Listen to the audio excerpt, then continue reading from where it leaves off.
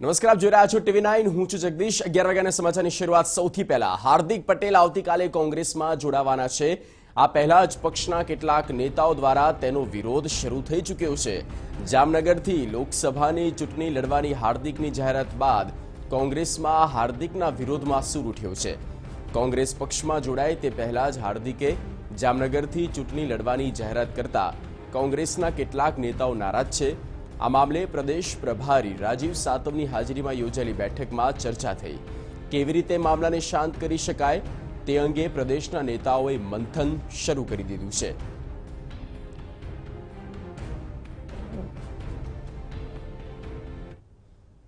વધુ માહિતી સાથે જોડાઈ ગયા છે અમારા સંવાદદાતા દીપેન પઢિયાર. દીપેન, આવતીકાલે વિધિવત રીતે કોંગ્રેસ પક્ષમાં જોડાશે હાર્દિક પટેલ. આ તરફ વિરોધનો વંટોળ ક્યાંક જામનગરમાં જે સ્થાનિક નેતાગીરી છે ત્યાં શરૂ થઈ ચૂક્યો છે. તેની પાછળનું કારણ શું હોઈ શકે અને ડેમેજ કંટ્રોલ કરવા માટે કોંગ્રેસની જે સ્થાનિક નેતાગીરી છે તે કેટલી મજબૂત અને સક્રિય?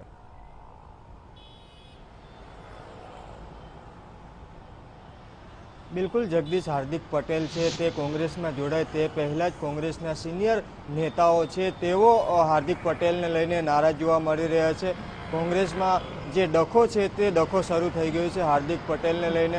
હાર્દિક પટેલ હજી સુધી કોંગ્રેસમાં જોડાયો નથી અને હાર્દિક પટેલે ગઈકાલે રાત્રે તેઓ જામનગર બેઠક ઉપરથી લોકસભાની ચૂંટણી લડશે તેવી જાહેરાત કરી છે અને તેને લઈને પ્રદેશના નેતાઓને અંધારામાં રખાયા હોવાની ચર્ચા છે તે કોંગ્રેસના નેતાઓમાં થઈ રહી હતી અને પ્રદેશના સિનિયર નેતાઓથી લઈ અને જે જામનગરના સ્થાનિક નેતાઓ છે તે નેતાઓમાં પણ હાર્દિક પટેલની જે લોકસભા લડવાની જાહેરાત છે જામનગર બેઠક ઉપરથી તેને લઈને નારાજગી જોવા મળી રહી છે. આ તમામ નારાજગીને લઈને કોંગ્રેસમાં ગઈકાલે મોડી રાત સુધી બેઠકોનો દોર છે તે ચાલુ રહ્યો હતો. પ્રદેશ પ્રભારી રાજીવ સાતવ, પરેશ ધાનાણી, અમિત ચાવડા સહિતના નેતાઓએ ગઈકાલ રાતે મોડી રાત સુધી આ બાબતે મંથન કર્યું હતું. ખાસ કરીને અલ્પેશ ઠાકોર અને હાર્દિક પટેલને લઈને ઓબીસી અને પાટીદાર મતોનું ધ્રુવીકરણ થશે તેને લઈને પણ ચર્ચા વિચારણા કરવામાં આવી રહી છે. તો બીજી તરફ જે પ્રદેશના કેટલાક સિનિયર નેતાઓને અંધારામાં રખાયા છે હાર્દિક પટેલને ચૂંટણી લડાવવા બાબતે તેને લઈને પણ સિનિયર નેતાઓની જે નારાજગી છે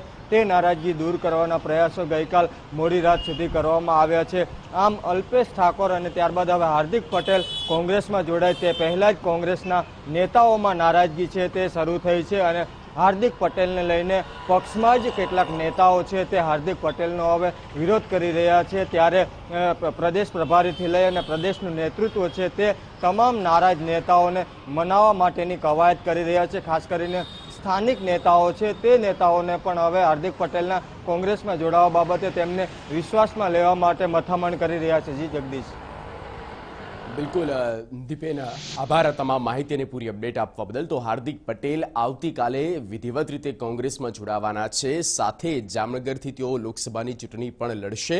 આ તમામ ગતિવિધિ અને તમામ જે સ્થિતિ બદલાઈ રહી છે રાજકીય પ્રવાહની, તેને લઈને ક્યાંક વિરોધ અને નો વંટોળ જે છે તે શરૂ થઈ ચૂક્યો છે. જોકે જામનગરથી ચૂંટણી લડવાની તેમની પોતાની ઈચ્છા છે, તેને લઈને પ્રદેશ નેતાગીરી હવે કેટલી સકુશળ સફળ થાય છે ડેમેજ કંટ્રોલ માટે તે હવે જોવાનું રહેશે.